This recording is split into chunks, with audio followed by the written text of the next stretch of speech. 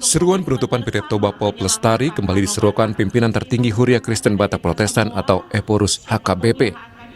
Pada Maret lalu, Eporus HKBP Victor Tinambunan memimpin doa dan ibadah bersama dalam tajuk Merawat Alam Tanah Batak di Kabupaten Toba, Sumatera Utara. Doa bersama ini sebagai bentuk respon kepedulian gereja dan rohaniawan terhadap dinamika masyarakat adat, pencemaran dan kerusakan lingkungan yang terjadi di Tanah Batak. Diharapkan dari ibadah dan doa bersama ini, tidak ada lagi konflik antara masyarakat dengan perusahaan dalam masalah lahan. Masyarakat bisa menempati dan menguasai lahan yang selama ini mereka kelola. Lahan dan hutan di Tanah Batak kembali hijau dan tidak ada pencemaran, baik di kawasan hutan maupun di Danau Toba. Masyarakat adat dan jemaat yang hadir mulai dari Kabupaten Toba, Tapanuli Utara, Humbang, Hasuduntan, Simalungun, hingga dari Kota Medan. Kita lihat sendiri fakta yang terjadi. Puluhan tahun ini, bencana itu berulang kali, korban manusia banyak. Tanah-tanah pertanian sawah itu ditimpa oleh tanah longsor sehingga warga kita tidak bisa menikmati kehidupan. Dan sungai semakin berkurang, danau tercemar. Sehingga dengan fakta-fakta yang di depan mata ini, tidak ada keraguan bahwa Tanah Batak ini dalam keadaan sangat krisis. Selain ibadah dan doa bersama, acara diisi orasi untuk alam Tanah Batak, mulai dari PGI, utusan gereja-gereja, masyarakat adat, dan masyarakat umum, dan diakhiri penandatanganan komitmen pelestarian alam Tanah Batak. Armendo Sinaga, Kompas TV, Toba, Sumatera Utara. Sementara itu, Saudara, Aliansi Serikat Pekerja PT TPL menyayangkan pernyataan Eporus HKBP soal desakan penutupan PT Toba Pol Lestari. Serikat Pekerja meminta agar pimpinan HKBP tidak mendengarkan keterangan dari satu pihak saja. Serikat buruh, serikat pekerja yang ada di Toba Pol Lestari sangat-sangat menyayangkan dari statement salah satu pimpinan gereja yang menyatakan tutup TPL, yang tanpa memikirkan dari keseluruh aspek. Tolong dipikirkan kami pekerja yang ada di PT Toba Pol Lestari. Seandai kata Bapak mengatakan ini tutup, bagaimana dengan nasib kami, nasib anak dan istri kami?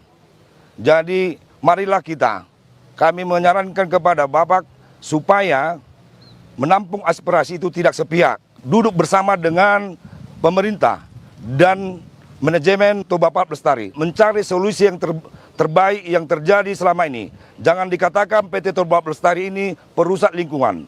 Apakah Bapak sudah melihat dan menyelidiki? Jadi kami sangat menyayangkan statement dari Bapak pimpinan Eporus HKBP yang menyatakan tutup TPL.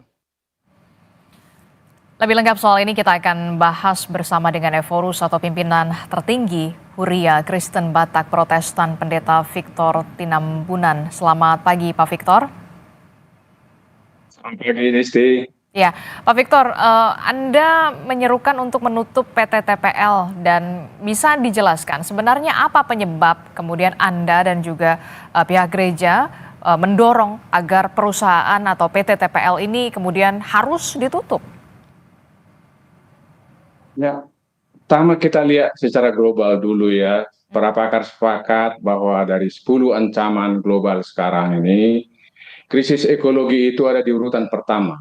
Bahkan sebetulnya bukan krisis, ini bencana ekologis. Dan ini dampaknya untuk keseluruh termasuk kita di Indonesia. Nah, oleh karena itu, saya sendiri sejak dibuka dulu Indorayon namanya sampai TPL, sejak dibuka saya hanya 8 tahun tidak di sini. Artinya saya saksi mata, saya mendengar dari banyak pihak tidak betul seperti yang tadi disampaikan teman dari TPL sepihak. Ini sudah banyak pihak yang saya dengar. Saya mendengar dari pihak masyarakat banyak, mendengar pimpinan-pimpinan gereja, mendengar LSM, mendengar pihak kampus, mendengar banyak. Jadi dari segi mendengar pihak saya sudah banyak.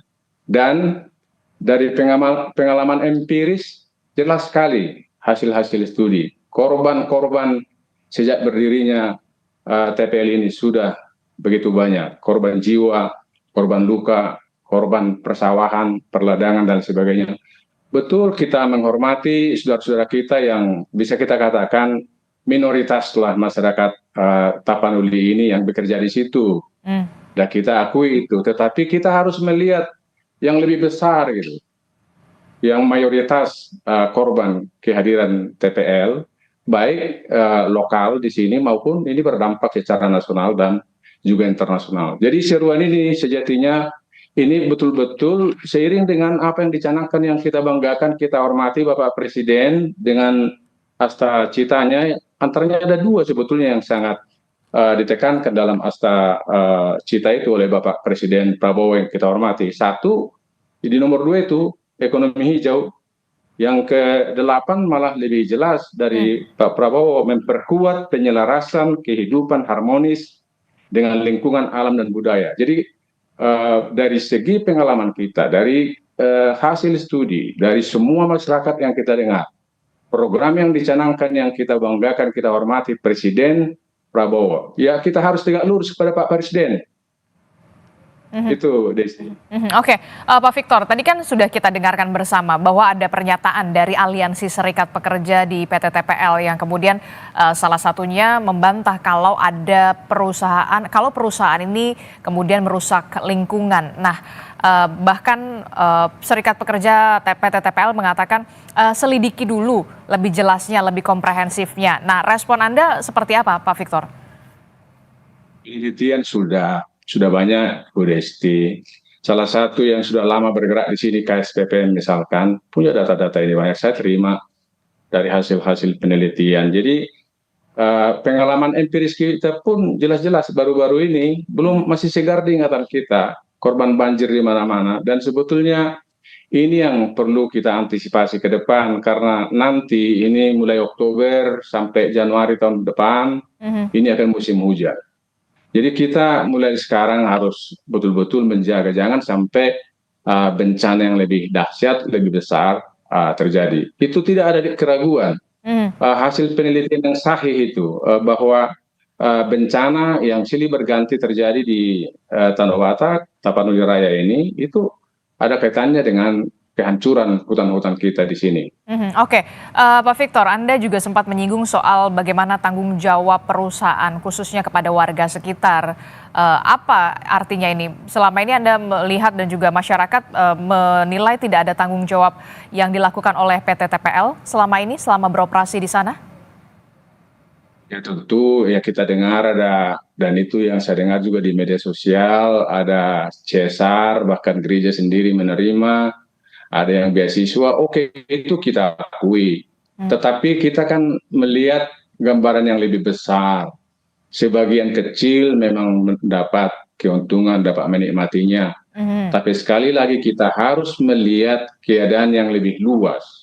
Tapanuli Raya ini, Indonesia ini, bahkan kita harus juga berpikir sekarang, satu pohon kita tebang di Tapanuli ini berdampak secara global. Nah, jadi marilah kita melihat dengan jernih, bukan hanya kepentingan yang sempit, hanya beberapa orang. Mari kita lihat yang lebih luas, lebih besar. Indonesia ini kita harapkan tidak ada bencana. Secara global kita tidak menyumbang bencana ke dunia ini, tetapi kita sebagai bangsa yang bermartabat, bangsa yang besar, seperti yang tadi Pak Presiden sendiri sudah mencanangkan ini. Ini tentu dengan pertimbangan yang sangat matang. Oleh karena itu kita semua harus ikut. Gereja-gereja menopang, mendukung sedaya mampu apa yang dicanangkan oleh Bapak Presiden. Terima kasih. Pak Victor, ini kan kalau kita lihat sebelumnya begitu ya, juga sempat digelar doa bersama untuk merawat alam Tanah Batak. Nah, ini artinya sudah banyak kerusakan alam akibat dari operasi perusahaan PT TPL itu? Kerusakan apa yang kemudian berdampak langsung kepada masyarakat di sekitar di sana, di lokasi sana, Pak Victor? Satu, beberapa kali terjadi banjir bandang karena hutan habis. Kedua, tanah longsor yang menimpa beberapa warga kita, rumah rusak, ada korban jiwa. Nah, konflik-konflik sebelumnya juga terjadi. Nah, keadaan Danau Toba juga terganggu. Ada begitu banyak, daftar ini bisa dipelajari lah, tetapi intinya memang lebih banyak dampak negatifnya terhadap kehidupan yang lebih luas, alam Tanah Batak, masyarakat di sini, lebih banyak dampak negatifnya. Itu intinya. Oke, baik. Nah, kalau berbicara soal dampak apa saja, kemudian, nah, yang kemudian menjadi perhatian kita juga kerugian apa yang kemudian dialami oleh warga sekitar dengan adanya operasional dari PT TPL ini. Kalau bisa dijelaskan PT TPL ini memang fokusnya di bidang apa dan sudah berapa lama sebenarnya sudah beroperasi? Ini lebih daripada 30 tahun dan 30 memang tahun? kita dengar 30 tahun lebih, 35 tahun seperti itulah. Dan pasang surut pernah juga tutup. Dan jangan lupa Adisti, bukan saya yang pertama. Beberapa tahun yang lalu, saya bisa cek tahun berapa, sudah ada seruan pimpinan-pimpinan gereja di sini juga untuk tutup. Jadi bukan ini, sudah pernah berapa kali. Nah, apa yang menjadi secara konkret, ya pertama seringkali jalan-jalan kita menjadi rusak karena truk-truk lewat. Mungkin mereka membayar pajak, tapi barangkali pajaknya juga hanya untuk membangun infrastruktur, itu saya nggak tahu, tetapi seringkali jalan-jalan kita. Nah, sudah beberapa kali terjadi tanah longsor sehingga sawah masyarakat ditimpa, masyarakat kita tidak bisa mengerjakan ladangnya. Nah, saya sudah sebutkan tadi beberapa kali banjir bandang terakhir di Parapat itu kami hadir di sana bersama masyarakat, korban rumah-rumah hancur. Sekali lagi sebetulnya ada sumber-sumber yang sangat jelas menyimpulkan itu.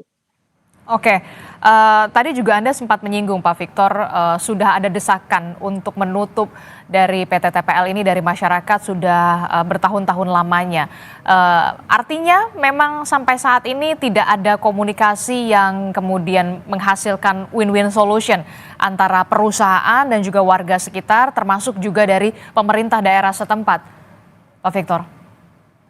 Iya, jadi itu juga yang saya sangat perhatikan juga. Selama 35 tahun lebih pemilik PT TPL ini, nggak tahu entah berapa orang kami yang ada di sini mengetahui siapa. Jadi kami tidak pernah bertemu, dan dalam budaya kami sebetulnya orang-orang Batak gitu, kalau ada hadir di tengah-tengah kita, ya kita saling mengenal, bersilaturahmi.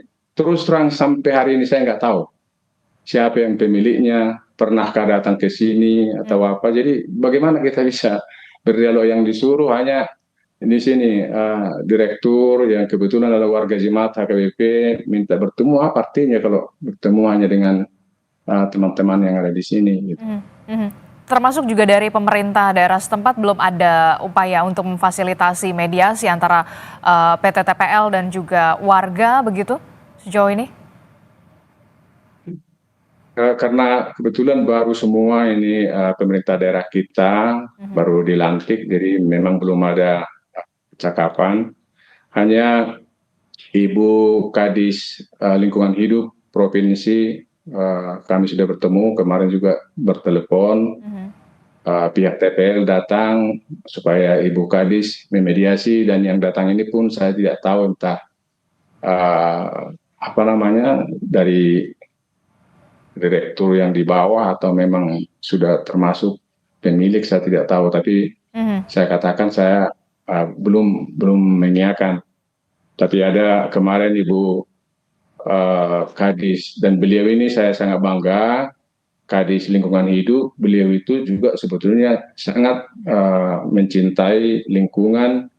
Beberapa kali berseru supaya penebangan hutan dihentikan, tapi sampai hari ini terus berjalan. Apa yang disampaikan oleh Ibu Kadis Lingkungan Hidup Provinsi itu seperti tidak ditanggapi, tidak dengar. Sampai hari ini di daerah Parilitan, Saragitang, penebangan pohon itu terus Dilakukan. terjadi sampai hari ini. Sangat memprihatinkan sebetulnya. Oke, itu kalau untuk solusi jangka panjang berarti apa yang kemudian diharapkan, dan juga jangka pendek apa yang diharapkan dari dengan adanya PT TPL ini begitu? Apa yang diharapkan dari masyarakat? Jangan sampai kemudian kerusakan lingkungan juga dampaknya kerugiannya terhadap masyarakat terus terjadi, Pak Victor. Ya, pertama memang harus dipulihkan ini hutan-hutan tanah badak ini. Tidak mungkin seperti semula, tetapi persentase sudah ada yang pakar untuk yang menghitung berapa persenkah hutan di wilayah ini supaya ini aman, terhindar dari bencana. Kemudian kalau lingkungan hidup ini baik, ada dampaknya ke Danau Toba, dan kalau Danau Toba itu bebas dari bencana, bersih, kita mengharapkan turis mancanegara akan bisa mengimbangi Bali. Dan kalau turis mancanegara rame-rame datang ke Danau Toba karena dia bersih, terawat, tidak ada ancaman, itu juga akan mensejahterakan, akan jauh lebih sejahtera masyarakat di sini kalau Danau Toba itu betul-betul pulih sebagai geopark. Jadi tidak perlu sebetulnya merusak alam di Tapanuli Raya ini untuk meningkatkan perekonomian yang pada kenyataannya mayoritas menjadi sangat terganggu. Nah, kalau alam Tapanuli Raya ini lestari, hutannya baik, danau terpelihara, turis datang, kita akan bisa menyaksikan jauh lebih dahsyat keadaan perekonomian masyarakat di Tanah Batak. Ini yang kita percaya. Jadi semangat untuk merawat Danau Toba ini sekarang sudah menggema kembali. Dan kalau ini realisasi akan luar biasa. 1 juta saja mungkin dalam 1 tahun turis mancanegara datang ke sini, itu pasti akan mensejahterakan masyarakat. Tapi kalau tidak ada perubahan, pembabatan hutan terus terjadi, bencana terjadi, Danau Toba kotor, ya bagaimana mungkin turis akan datang? Jadi ini fokus kita. Kalau boleh kami menghimbau dari Tapanuli Raya ini, semua kita yang ada di Tapanuli, yang kita hormati para pejabat di pusat, berilah perhatian serius untuk merawat Danau Toba ini. Kalau Danau Toba itu mantap, turis-turis mancanegara hadir, itu akan lebih mensejahterakan Provinsi Sumatera Utara, perekonomian Indonesia juga akan pasti akan lebih baik. Oke, baik. Tentu saja kita harapkan ada solusi win-win solution yang kemudian nanti akan tercapai begitu dengan difasilitasi oleh pemerintah daerah setempat antara warga sekitar dan juga PT TPL. Terima kasih Eforus atau pimpinan tertinggi Huriah Kristen Batak Protestan, Pendeta Victor Tinambunan, dan perbincangan kita di pagi hari ini dengan Eforus HKBP adalah untuk menyimak lebih gamblang soal permasalahan yang kemudian disampaikan dari satu sisi terlebih dahulu, kemudian tentu saja di lain kesempatan kami juga akan memberikan ruang untuk pihak dari PT TPL. Terima kasih Pak Victor telah bergabung bersama kami. Selamat pagi, sehat selalu. Terima kasih.